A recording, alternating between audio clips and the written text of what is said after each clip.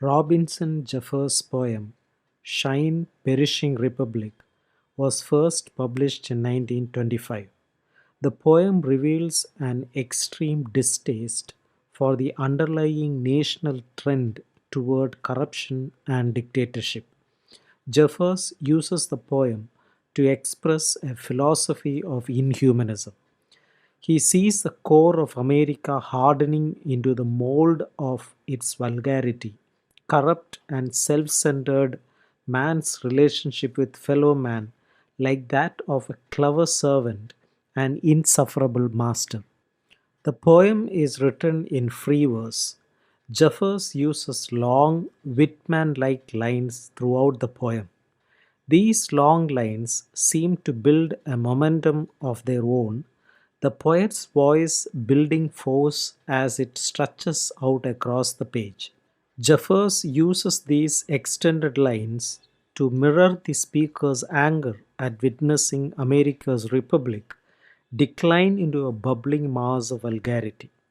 The lines of the poem do not follow a set pattern of accented stresses, as in the sonnet form. Each line's heavy beat matches the forceful and angered voice of a father worried about his children's future. Let's see the summary of the poem. Jeffers reveals the target of his anthem, the perishing republic, in his title.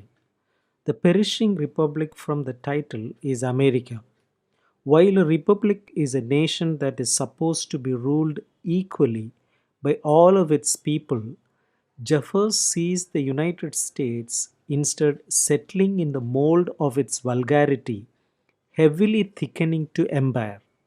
In steel factories, like those of his boyhood Pittsburgh, workers pour thick, glowing molten ore into molds to be cast into parts of warships and automobiles. Jeffers uses this direct comparison or metaphor to hold the shape of his extreme distaste for America's corruption. Unlike a republic of equal voters, an empire is ruled by a small group of powerful people determined to expand their national territory. Social protest, which is a republic's most powerful tool, means little according to Jeffers, who sees it as only a bubble in the molten mass that pops and sighs out and the mass hardens. Such a dire image sets the mood of the rest of the poem, which itself is a form of protest against this America heavily thickening to empire. After lamenting the direction America seems to be heading, in lines 3 and 4, the speaker tries to find some consolation. Typical of Jeffers, he looks to nature for perspective.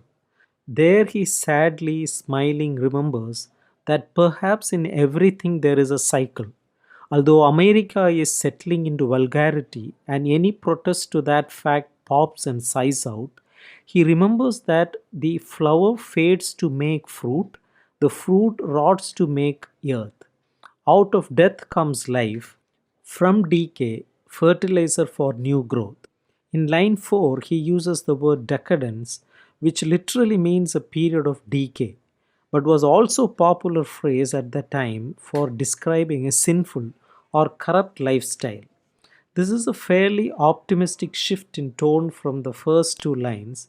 Perhaps in alluding to Mother Earth, Jeffers reiterates the idea of a cycle in line 3, in which out of the mother comes a circle of spring flowers, ripened fruit, and decay, then home again to the mother. By looking to nature to find the larger scope of things, the speaker is hoping that out of America's decadence will come an era of rebirth. In line 5, the speaker turns his voice from an introspective pose to direct address, telling the reader, "You making haste, haste on decay, not blameworthy, life is good."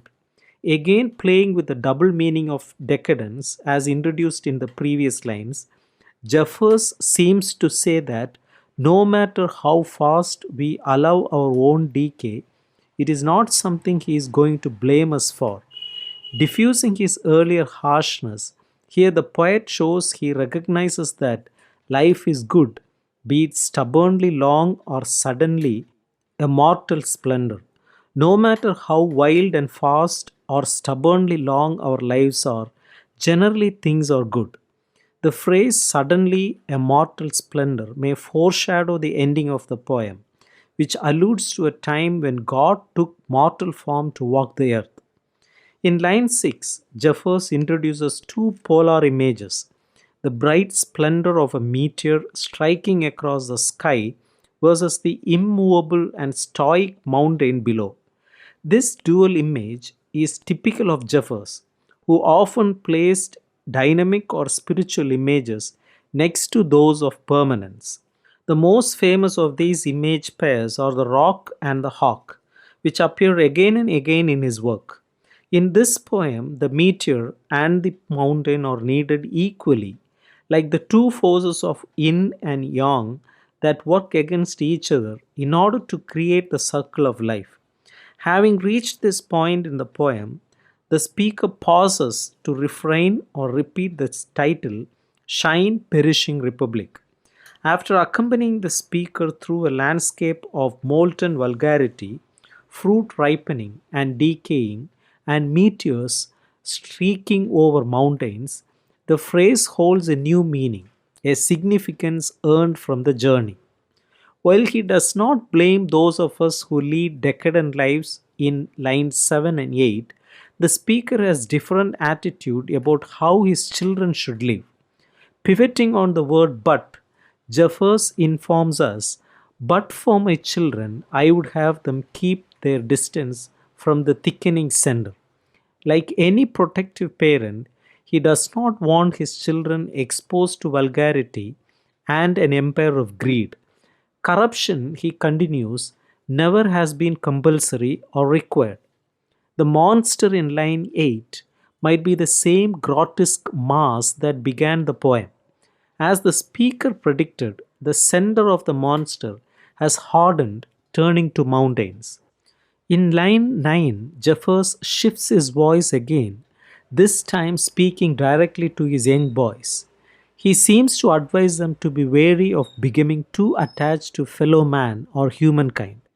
This is the basic tenet of his self proclaimed philosophy of inhumanism, which asserts that the root of most evil can be found in mankind's relationship to itself. Man is cruelest to fellow man. He continues his warning with an analogy, comparing this relationship to that of clever servant to insufferable master, where, like in an empire, there is a severe imbalance of power. The final line widens the scope of the poem even further, targeting the very basis of Christianity. There is the trap, Jeffers concludes, that catches the nobler spirits that caught, they say, God when we walk the earth. Like the mortal splendor from line 6, many Christians believed that God took human form in the body of Christ to walk among men. According to the New Testament, God sent His Son to spread the new gospel to a world that had become afflicted with corruption and vulgarity, just as Jeffers saw America in the 1920s. But Jesus walked the earth for only 33 years before his fellow man trapped him and sent him to his death on the cross. Ending the poem on such a dark note, Jeffers seems to point out the man's cruelty to fellow man is a trap that does not discriminate what it captures, be it human, animal, or even the noblest spirit we worship.